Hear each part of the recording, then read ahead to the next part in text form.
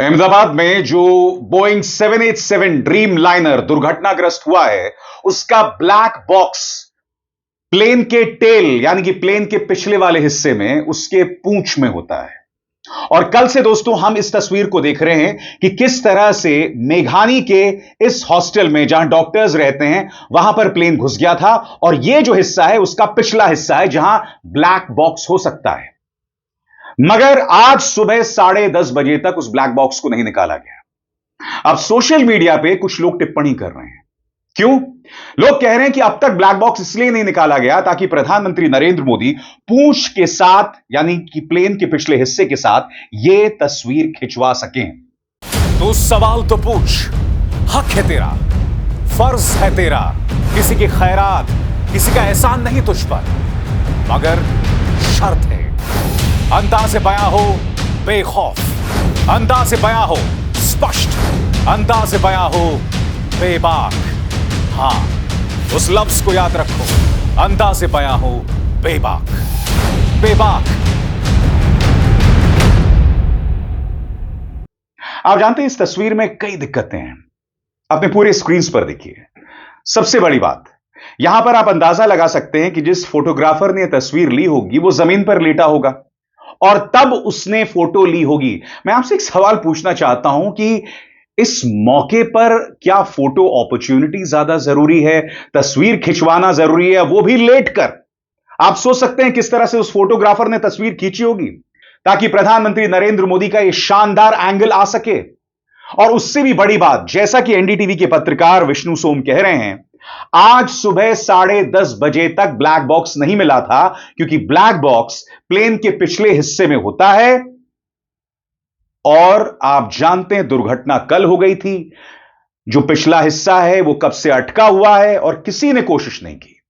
ये तो चलिए फोटो अपॉर्चुनिटी की बात है। आप देख सकते हैं नागरिक उड्डयन मंत्री अलग अलग पोजेस में न जाने कितनी तस्वीरें खिंचवा रहे हैं। और सबसे बड़ी बात, चाहे नागरिक उड्डयन मंत्री हो या फिर स्वयं प्रधानमंत्री, ये लोग जो वीडियो जारी कर रहे हैं, भारतीय जनता पार्टी का जो आईटी सेल है जो वीडियो जारी कर रहा है, उसमें संगीत डालने की क्या जरूरत है भाई?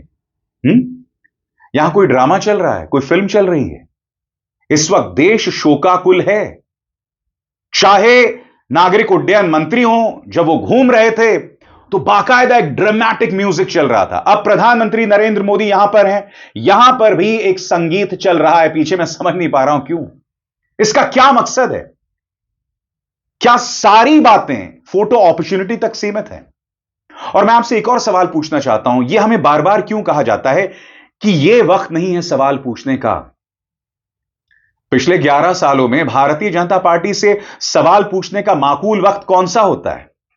जब दुर्घटना होती है और आप सवाल पूछते हैं कि भाई ऐसा क्यों हुआ, तब आपको गालियां पड़ने लगती हैं, आपको देशद्रोही बताया जाता है कि देखो पूरा देश शोकाकुल है और यहां सवाल पूछा जा रहा है। तो मैं आपसे पूछना चाहता हूं कि सही वक्त क्या है सवाल पूछने का? बताइए ना। क्योंकि अगर आप सवाल नहीं पूछेंगे तो जाहिर सी बात है इस तरह की दुर्घटनाएं बार बार होती रहेंगी। टाटा के किरदार पर सवाल है, एयर इंडिया पर सवाल है, बोइंग 787 ड्रीम लाइनर पर सवाल है जो मैंने आपके सामने आज सुबह रखे थे। ये तमाम सवालात हैं और हम उन सवालात से नहीं बच सकते। मगर दूसरी तरफ इनका आईटी सेल, ये लोग कुछ भी जहर उगल सकते हैं। और इनमें से कई ऐसे हैं जिन्हें प्रधानमंत्री नरेंद्र मोदी स्वयं सोशल मीडिया प्लेटफॉर्म एक्स पर फॉलो करते हैं, ट्विटर पर फॉलो करते हैं। मैं आपके सामने नीचता की कुछ मिसालें पेश करना चाहता हूं। सबसे पहले दोस्तों, यह कोई ऋषि बकरी है। यहां पर प्रधानमंत्री नरेंद्र मोदी विश्वास कुमार से मिल रहे हैं, वो विश्वास कुमार जो सीट नंबर 11A में बैठे हुए थे और बच गए। यहां पर यह वाहियात आदमी क्या कह रहा है? What a coincidence! PM Modi, who has recently completed 11 years in office, met the lone miraculous 11A survivor in Ward number 11. यहां यह बतलाने की कोशिश कर रहा है कि कितना बड़ा इत्तेफाक है। प्रधानमंत्री नरेंद्र मोदी ने अपने 11 साल पूरे किए। जो व्यक्ति यानी विश्वास कुमार बच गया वो 11A में बैठा हुआ था। यह प्रधानमंत्री नरेंद्र मोदी का 11वां साल है। यह वार्ड नंबर 11 है। ये भाजपा के आईटी सेल के गुर्गे हैं जिन्हें 2 रुपल्ली ट्रोल मिलता है साहब। ये वो लोग हैं जिनसे स्मृति ईरानी, निर्मला सीतारमण, तमाम बड़े बड़े नेता मुलाकात करते हैं। इनका ये रुतबा है और इनकी ये अक्ल है, इनकी ये संवेदनहीनता है। आगे देखिए साहब, ये कोई विजय पटेल है।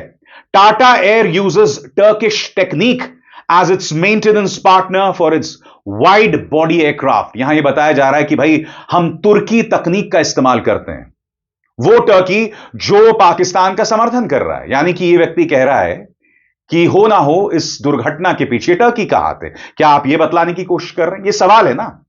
सबसे बड़ी बात, एयर इंडिया के जो विमान हैं उनका रख रखाव जो है वो एक गवर्नमेंट एजेंसी करती है जो मिनिस्ट्री ऑफ सिविल एविएशन के अंतर्गत आती है। मगर आपका ध्यान भटकाने के लिए इस तरह की वाहियात चीजें कही जा रही हैं। अब एक और गालीबाज है जिसका नाम है जयपुर डायलॉग्स। यह व्यक्ति विश्वास कुमार पर सवाल उठा रहा है। जयपुर डायलॉग्स कह रहा है कि एक व्यक्ति बच गया है इसमें, हो सकता है कि इसने इमरजेंसी दरवाजा खोल के छलांग लगा दी हो, जिसके वजह से प्रेशर बढ़ गया हो और जिसके चलते यह दुर्घटना हो गई हो।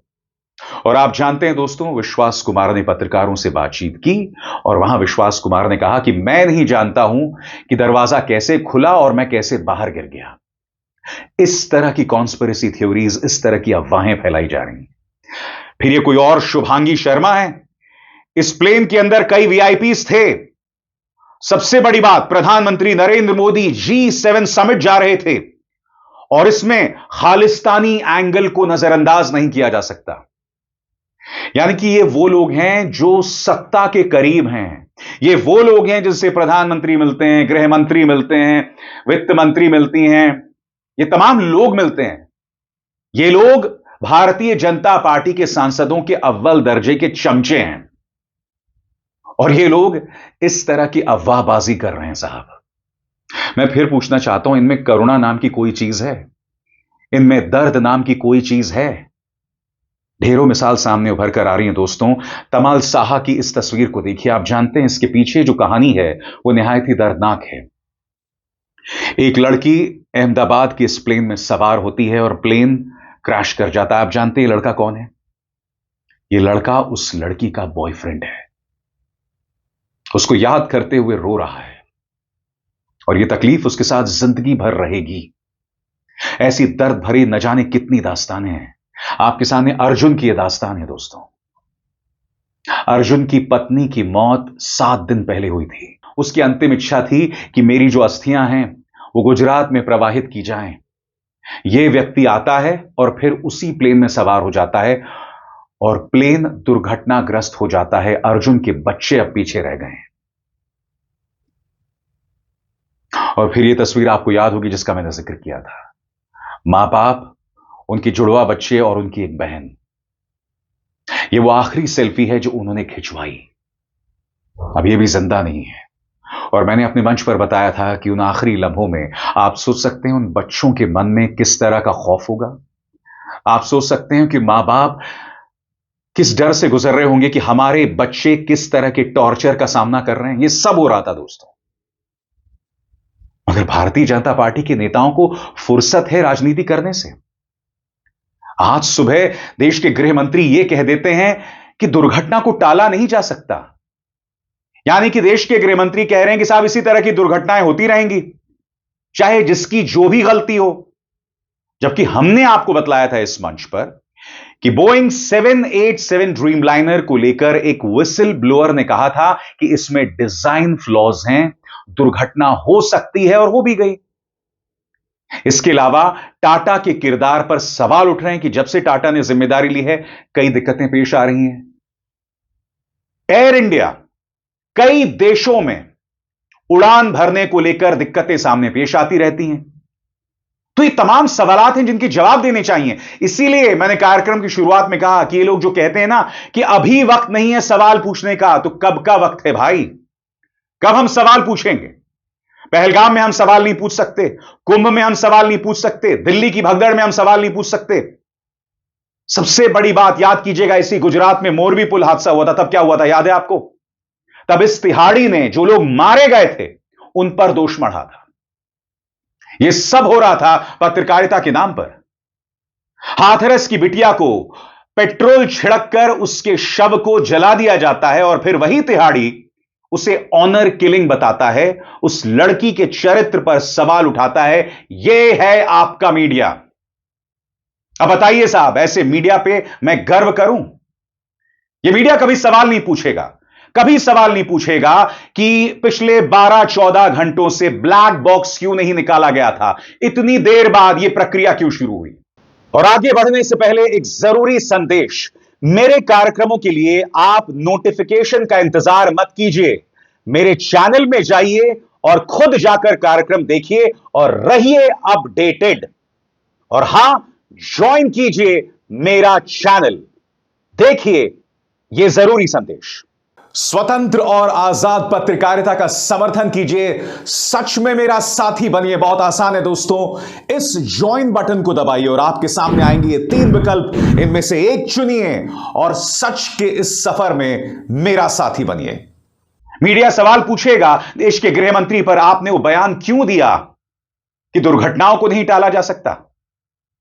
देश के नागरिक उड्डयन मंत्री से सवाल पूछे जाएंगे, जवाबदेही तय की जाएगी। अरे भाई, दोष किसका है फिर? जनता का है कि वो प्लेन में सवार होते हैं? ना मंत्री का दोष है, ना टाटा का दोष है, ना एयर इंडिया का दोष है। यानी कि दोष उस जनता का है जो उस प्लेन में सवार होती है। क्यों?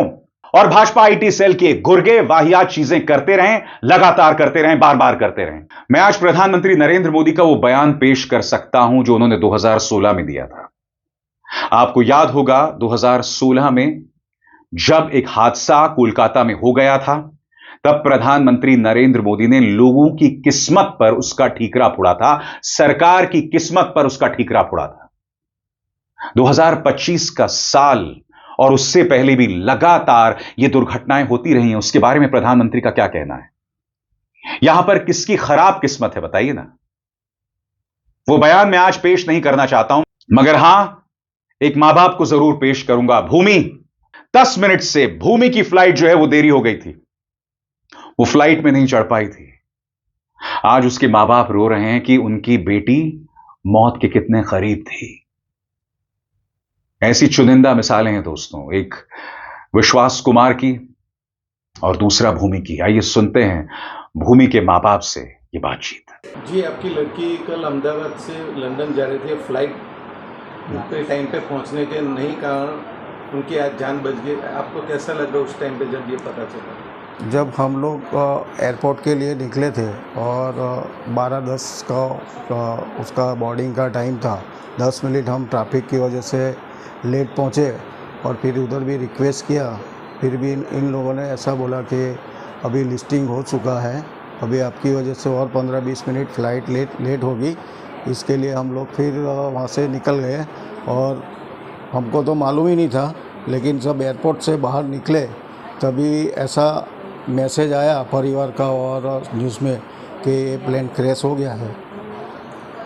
आपको कैसा लगा कि आपकी बेटी उस फ्लाइट में नहीं पहुंच पाई टाइम पे? जो हम तो पहले माता जी का शुक्रिया करते हैं कि वो बच गई। शुक्रिया मानते हैं माता जी का कि उन्होंने हमें बचा लिया, बेटी को बचा लिया। छोटा बच्चा भी साथ में मेरा है। अच्छा, कितने लोग बोर्डिंग थे उन दो प्लेन में? एक ही वो था, लेकिन बच्चा मेरे पास छोड़ के गई थी। वो छोटा बच्चा छोड़ के गई थी। वो आज बच्चे की वजह से उसकी माँ बच गई है और इतनी माता जी की कृपा है कि वो सही सलामत है हमारे साथ। तो इस पूरे कार्यक्रम का लब्बो लबाब यह है कि अपनी सरकार से सवाल पूछिए दोस्तों। सवाल पूछेंगे तो आपके मुद्दों को संबोधित किया जाएगा। सवाल से अगर भारतीय जनता पार्टी बचेगी तो उसे कटघरे में रखिए, पूछे क्यों। दुर्घटना को टाला नहीं जा सकता, यह निहायत ही संवेदनहीन बयान था देश के गृह मंत्री का।